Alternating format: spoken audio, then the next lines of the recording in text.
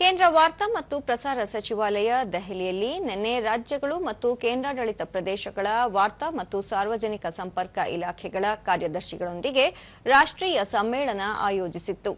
ವಾರ್ತಾ ಪ್ರಸಾರ, ಮಾಧ್ಯಮ ಮತ್ತು ಸೃಜನಶೀಲ ಆರ್ಥಿಕತೆಯ ಕ್ಷೇತ್ರಗಳಲ್ಲಿನ ಪ್ರಮುಖ ಉಪಕ್ರಮಗಳ ಕುರಿತು ಚರ್ಚಿಸಲು ಹಾಗೂ ಸಮನ್ವಯವನ್ನು ಬಲಪಡಿಸಲು ಕೇಂದ್ರ ಮತ್ತು ರಾಜ್ಯಗಳ ಹಿರಿಯ ಅಧಿಕಾರಿಗಳು ಸಮ್ಮೇಳನದಲ್ಲಿ ಭಾಗವಹಿಸಿದ್ದರು.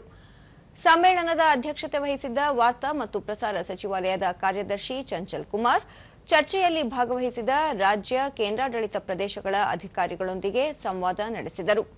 ಭಾರತದ ಸಾಫ್ಟ್ ಪವರ್ ಮತ್ತು ಸೃಜನಶೀಲ ಆರ್ಥಿಕತೆಯನ್ನು ರಾಷ್ಟ್ರೀಯ ಪ್ರಗತಿಯ ಸಪ್ತಧಾರಾಗಳಲ್ಲಿ ಒಂದಾಗಿ ಪರಿಗಣಿಸಿರುವ ಪ್ರಧಾನಿಯವರ ದೂರದೃಷ್ಟಿಯನ್ನು ಉಲ್ಲೇಖಿಸಿದ ಕಾರ್ಯದರ್ಶಿ, ಭಾರತದ ಅಪಾರ ಸೃಜನಶೀಲ ಸಾಮರ್ಥ್ಯವನ್ನು ಸದುಪಯೋಗಪಡಿಸಿಕೊಳ್ಳಲು ಹಾಗೂ ಸಾರ್ವಜನಿಕ ಸಂವಹನವನ್ನು ಬಲಪಡಿಸಲು ಕೇಂದ್ರ ಮತ್ತು ರಾಜ್ಯಗಳ ನಡುವೆ ಮತ್ತಷ್ಟು ಬಲವಾದ ಹಾಗೂ ವ್ಯವಸ್ಥಿತ ಸಹಕಾರದ ಅಗತ್ಯವಿದೆ ಎಂದು ಹೇಳಿದರು.